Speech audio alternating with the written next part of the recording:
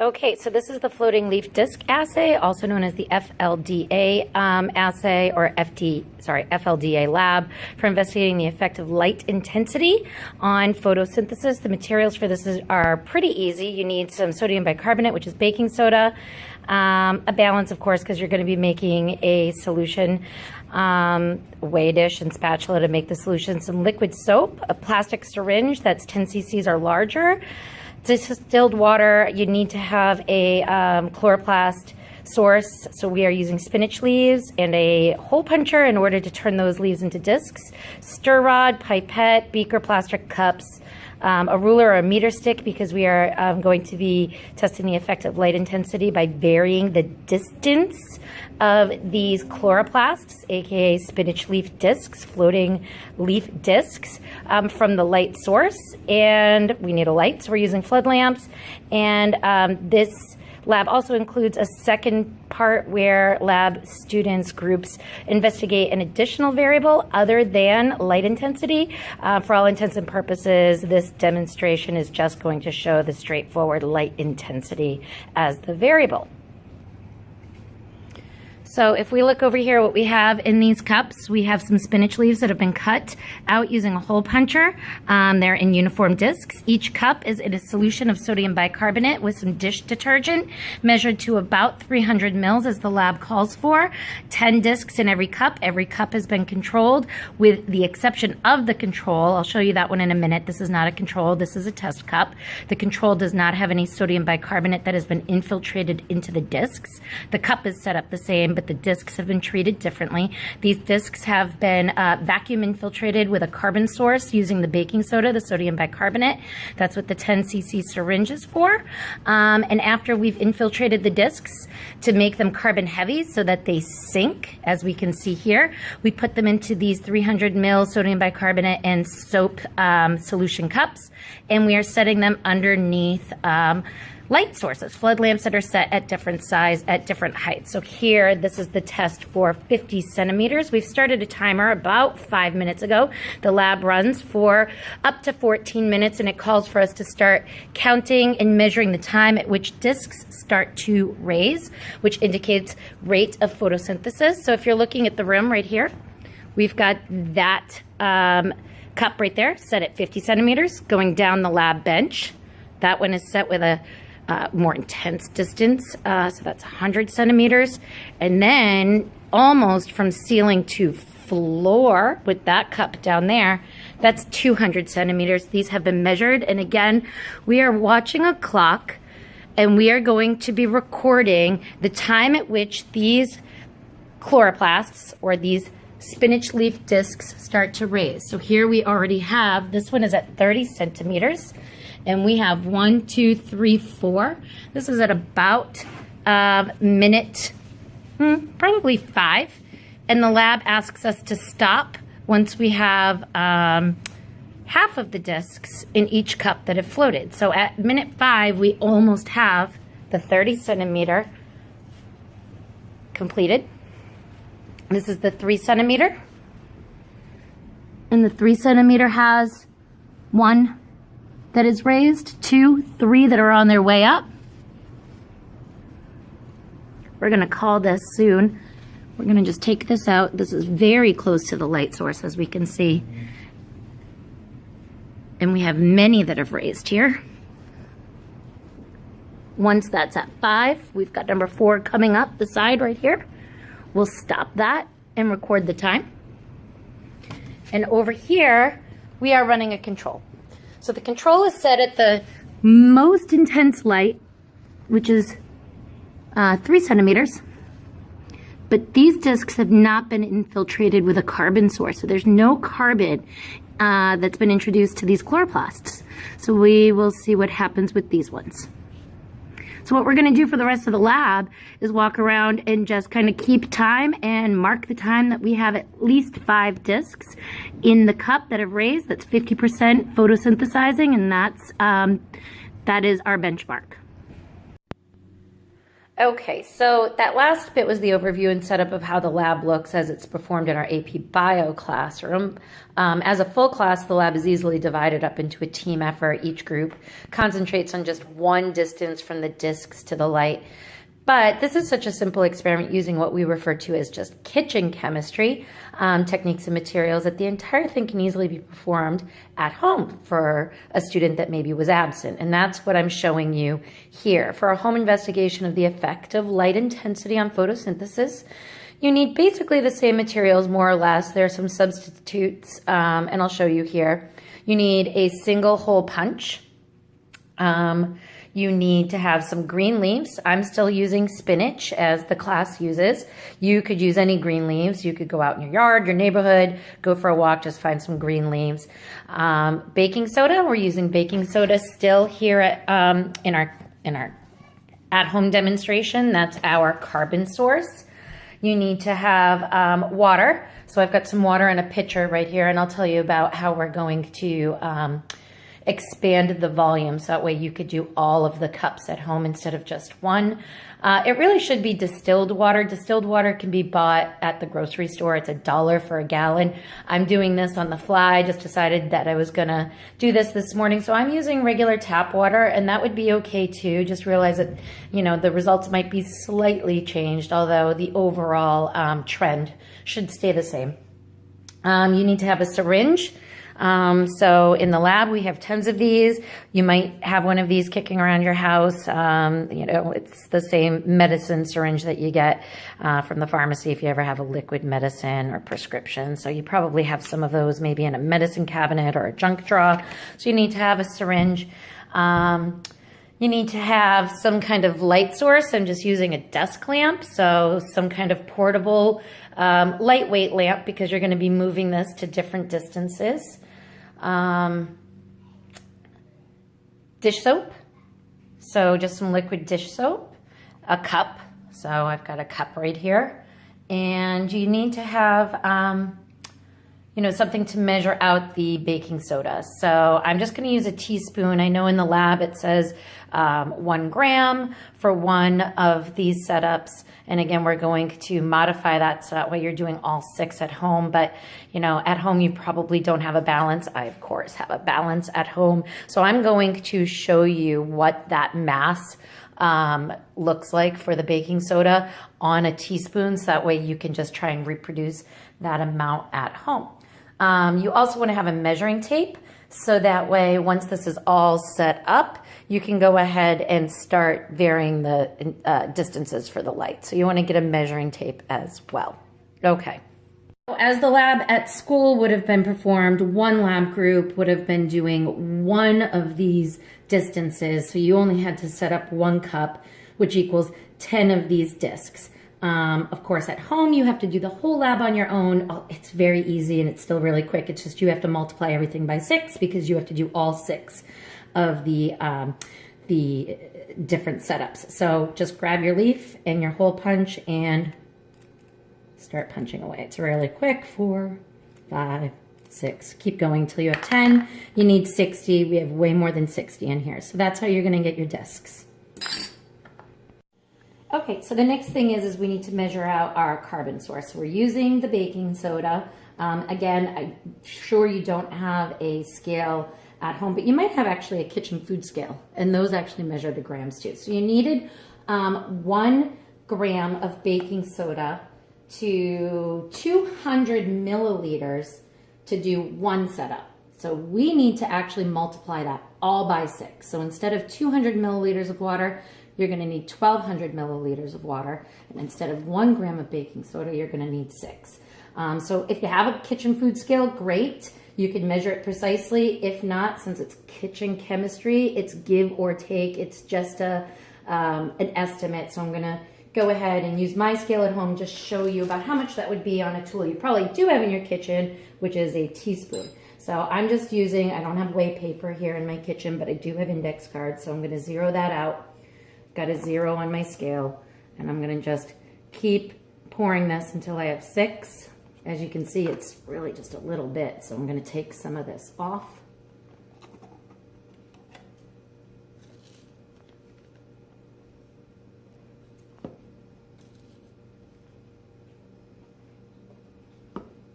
you have just about 6. Good enough. So 5.9, we're gonna call that 6. So that's what 6 grams looks like. So if we were using a teaspoon, I'm gonna say that's probably close to a full teaspoon. All right, so I mean about, you're looking at a level teaspoon to do this at home. That would be 6 grams of your sodium bicarbonate. So the next thing is we want to make this solution. So again, at school for 1 cup, the directions said you needed 200 milliliters of distilled water. And again, I'm just using regular tap water, to 1 gram of the sodium bicarbonate and 1 drop of dish soap. And we are, of course, making that 6-fold. So instead, this is 1,200 milliliters of water, which is in just a little pitcher. I did use a measuring cup, and the equivalent, and you could Google this, that's exactly what I did, but 1,200 milliliters is equivalent to 5 cups. So you need 5 cups of water. So that's been measured out in here. So we're gonna add this into a bowl.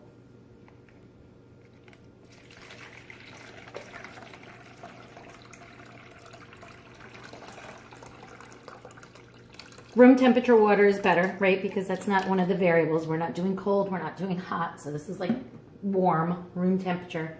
We're gonna add the 6 grams of baking soda. And then I'm gonna add 6 drops. And at school, we would measure this very precisely with a pipette, but precision's not really necessary. So that was 1, 2, 3, 4, 5, 6, and 7. It's fine. Take your teaspoon, give it a mix, and that's our solution. Okay, so now it's time to go ahead and get this all set up. So it's always a good thing, you know, you watched me just stir it, but it's always a good thing to go ahead and stir it again. Make sure your solution is nice and stirred. So you're gonna take that syringe that you had, and you're gonna take the back out, that's called the plunger, and you're gonna take your collection of these little uniform discs, and they might be clumped together, and so I'm just counting them. That's 1, 2, 3, 4. You're gonna put them right down into the syringe. That's 4, that's actually 2. So there's 6, 7, 8, 9, and 10. And sometimes when they go in, they stick to the side, so you might have to give it a little bit of a tap, and that's okay. Just make sure that they do all make it down at least. You see how I have one stuck right there? That's fine. Just don't put the plunger down to crush it. So that's probably about how far I'm going to bring it, because I can't really get that one down. And then you're going to come over to your solution, and you're going to draw up a little bit of liquid, just a little. You want to still have volume left to make the vacuum. And at this point, anything that was stuck, see how I just swirled it? Anything that was stuck in there is going to go ahead and come off the wall. Turn it upside down, and you still have volume to go ahead and pull. We're gonna make a vacuum, and so you're gonna put your finger over the top, and then you're going to pull. You're not gonna pull the plunger out, but you're gonna pull it down. And then you're gonna let that stay for about 10 seconds. You're gonna let that sodium bicarbonate kind of do its job, and I wanna make sure that I've got as many of those discs, there we go, into the liquid. And you can pull it back, don't pull it out. The longer that you hold it here, the better you're infiltrating all those empty air spaces with sodium bicarbonate. It's probably been about 10 seconds. I'm gonna keep holding the plunger, but I'm gonna release my finger. You'll hear like a little puff of air.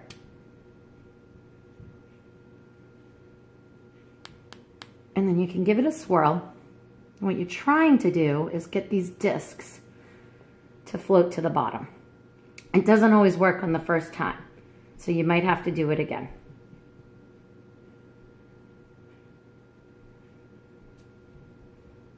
Do it again, just bring it up, put your finger over it, pull it back, make sure that it's all in there, count to 10, and then you'll release it and you'll swirl it, and you'll keep going until these discs fall down to the plunger. You're trying to get these to sink. So this has been 3 tries of me trying to infiltrate. And as the lab says, 3 tries is usually okay. It very rarely will you get all 10 discs to sink and infiltrate on one vacuum. 3 tries though, and they really should go down. And you see I really am getting a lot of them to come down. If they're not sinking, you probably need a little bit more soap. You know, and dish detergents vary. Some are more viscous than others, and here you go. Sometimes it's just being patient. So these are actually starting to fall. If you're finding at home that they're not falling, even after 3 tries, or one is stuck up like that, go ahead and go back to your solution and add another drop or 2 of dish detergent, and go ahead and give that a swirl. And then you could go back and start again. But here's that last little guy. So he's going down, and this was 3 tries. You just had to be patient a little bit. So this is what you want it to look like. And again, if you were in school and you were running this lab with your lab partners, you would only be setting this up once. This would be done at this point. You'd be going ahead and adding these into the cups, which I'm going to show you next. Of course, at home, you are multiplying this, and you are going to do this exact same procedure times 6, because you have to do 6 distances all on your own. But that's what this syringe should look like. So this is 10 uniform discs, all infiltrated. Is we're going to set up one of our cups. And so you're going back to, this is why we had to make so much. It would be silly to have to make so much just for 6 little syringes, but you need to be able to make 6 cupfuls. And it really is important that each time when you're done, you do go and, you know, toss any of the solution that's in this cup into the sink and get new, because you don't want to be reusing the same solution after it's already been sitting in the light. So you always want to go back, make sure you're controlling that variable, that you're taking from a stock solution all 6 times. I guess in the best case scenario, if you had 6 different little lamps and you could just set it all up and run it straight through, you could do it that way. I don't, so I'll be doing this 6 separate times. So the lab says that you would be filling up a beaker, a 250 ml beaker at school. This is about a 250 ml beaker. It says 3 centimeters from the bottom at least. That's not really what's important. What's important, again, if we're controlling variables, is that we are making sure that we are always filling these to the exact same depth. So here we go. I just want to make sure. And I'm going to make sure that every single time that I run this, I'm going to put about 2.5 inches, or let's just call it 6 centimeters. So I know it said you needed at least 3, so I'm going to do 6. Oh no, that might have been a little bit more. Yeah, 6. So I'm going to make sure that I always have 6 centimeters. So there's my cup that's got the dish detergent, the water, and the sodium bicarbonate. Now what I'm going to do is I am going to take this plunger out, and I am going to release these discs into that solution. Make sure all 10 went in, and if you come down here and you look, they're all going to sink. So in here I have those discs, and they're all on the bottom. This is what you want your setup to look like. From here, I'm gonna go ahead and put it under light. Okay, so picking up where we left off, this is my cup. It has 6 centimeters or so of this solution. It has my 10 discs. They're all sunk to the bottom. I have my little desk lamp, and there are a total of 6 runs that we do with this. And so we're testing 5 distances plus a control. So the first distance is very intense, and this is going to be 3 centimeters from the light source. Then we're also going to do 30 centimeters, 50 centimeters, 100 centimeters, and 200 centimeters. Okay, so going back, and I just want to make one comment about the control. The control is actually going to look just like this setup. So it's at the most intense light, it's going to be at 3 centimeters. The difference is your 6 cup, which is going to be your control, is not going to have any of the carbon source. No sodium bicarbonate when you prepared that dishwater soap solution. It's going to be just the water, just the dish soap, no sodium bicarbonate. You follow the same procedure. You set it up at 3 centimeters, and that's your control. Okay, so this is where my tape measure comes in, and you want to measure from the top of the cup to where the lamp is. This is 3 centimeters, and you also want to have a record of time at this point, because what you're doing in this lab is you are going to count how many discs are raised, how many have gone ahead and floated. That's why it's called the floating leaf disc assay. These discs, as they photosynthesize, are going to raise to the top, and every minute you're going to stop and you're going to take a recording as to how many discs are raised. And you're going to keep doing that until 50% of the discs have in fact floated, so that would be 5. For any of these cups, as soon as you have 5 discs, you can stop your time, but every minute you do want to record. So as soon as you turn the light on, you're going to start your timer, and also it should just be noted, you know, you want to do this in the absence of other light. So I've gone ahead and shut off all of my other house lights, so that the only light, of course, we've got light from the flash of the camera, but that won't be going on throughout the entire experiment, is going to come from this lamp. So I'm going to go ahead and turn this on, and this is the most intense 3 centimeters, starting at about 11:49.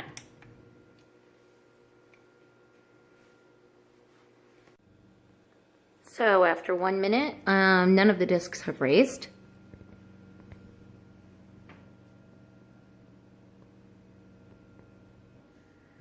So it's hard to tell with the bubbles, but at 2 minutes, we do have 1 disc. One just floated right to the top. I'm gonna just see if we can see that. If I just move that out of the way for just a second, there you go. So you can see you've got 1 at the top. And that was at 2 minutes. So now we're gonna watch, because once 1 starts to raise, they usually kind of go fast. So that was at 2 minutes. And there's another one lifting in the back. There we go. So that one's raising now. And, you know, for this one, this goes fast, right? Because this is the most intense light. You do really want to watch it very carefully. There's one raising. For the other ones, as you're going to see, is, you know, time just ticks by. And it's like watching water boil. So what can you be doing while you're waiting for these little discs to float? If you have more of the same type of cup, like I do right here, you could go ahead and start preparing, because, you know, you have to do them for 30 centimeters, 50 centimeters, 100, 200, plus a control. And you can go ahead and you can use that syringe, and you can start infiltrating more solution with the discs and getting those to sink. So you can be prepping the other setups while you're waiting. So at about 2.5 minutes, we have 2 discs.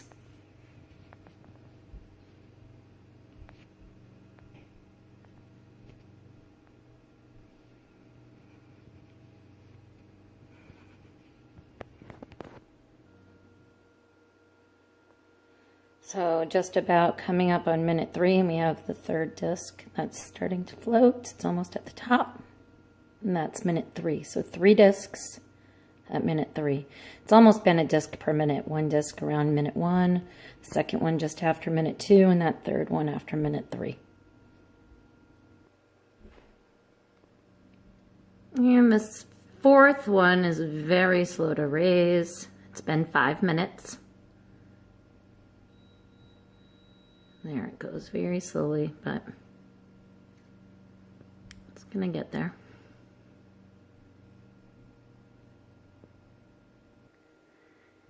And so here we are, it's been 8 minutes, and that is going to be our 5th disc to float. There's a 6th one lifting on the bottom, but at this point, that's 50% done. This is the stopping point. 5 discs floating, 8 minutes for 3 centimeters. That's considered the most intense setup. So you will now repeat and follow the same procedure, keeping time in a data table for the other 5 cups, 4 more tests, and then 1 control. Make sure that you control all of the variables so that you're using the same amount of solution, using the same lamp, and you know, make good use of time in between, because clearly if it took 8 minutes for these discs to raise in the most intense light, you can tell that this is just a tedious. It's not a difficult, but it's a time-consuming lab. It's why in school we do break it up into 6 lab groups, and you know, it's a little bit of divide and conquer and a team effort, but it's certainly something that you can easily do at home.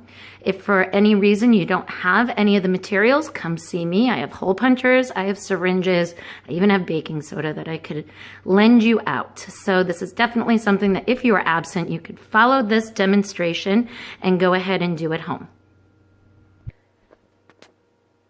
So 30 centimeters, which is going to be your next one, is about, you know, perfect distance to go ahead and put the cup on the floor and maybe put your same lamp on a chair. That's about 30 centimeters. And again, nothing needs to be exact. Clearly you are testing 5 very different distances, give or take. You know, use books, use what you've got around the house to go ahead and make these different distances. And here I am in my kitchen to get 50 centimeters. I kept that cup on the floor, and counter height plus a little stool was about 50 centimeters. So that would be maybe something you could do for that distance. And for 100 centimeters, I've put my lamp on top of the upper cabinets, and I've left that cup down there on the floor. That's about 100 centimeters. So clearly you can see 200 centimeters is going to be difficult. So this is where you might have to get a little bit creative. The ceilings in the classroom at MHS are much higher than they are here for me. But maybe you have higher ceilings at home, or, you know, you could use a stairwell or something, but try and get creative and really try to get a 5th distance that is, you know, if you can't do 200, at least get higher than 100. So that is the lab in and of itself. If you remember, the lab actually has a final component that you have to do something that is an experimental design. And so, you know, you have to test something other than light intensity. So that's part 2 of the lab. I'm not going to do any of that for all intents and purposes. This was a demonstration just for the straightforward light intensity portion of the lab. Some good ideas that you could easily test at home would be maybe to go outside and pick different colored leaves. It's fall time when we do photosynthesis in AP biology, so maybe grab some colored fall foliage leaves and then set up the exact same experiment and see if color of the leaf changes. Maybe Google a different carbon source that you have readily available at home other than baking soda. Maybe alter the soap amount. There's lots of different things that you can try and do. Maybe you can get your hands on a CAM plant or a C4 plant. Maybe you can change the different color of light bulbs. Maybe you have access to a black light or a red light or a blue light, or maybe you can try different wattages, you know, a 40 watt bulb versus a 60 watt bulb versus a 100 watt bulb. So there's lots of things that you can vary for a second experiment in addition to doing light intensity. So have fun, good luck. Don't forget to take good data. And if you have any questions or you need any materials, be sure to see me.